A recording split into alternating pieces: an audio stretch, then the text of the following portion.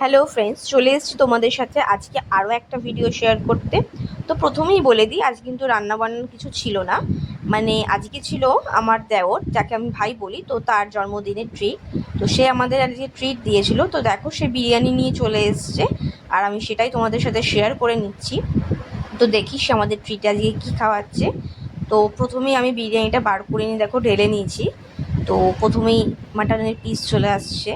পিসগুলো কিন্তু দারুণ লাগছে দেখো, আর এত সফট, জাস্ট হাত দিলে একদম জাস্ট হাত থেকে ছেড়ে আসছে।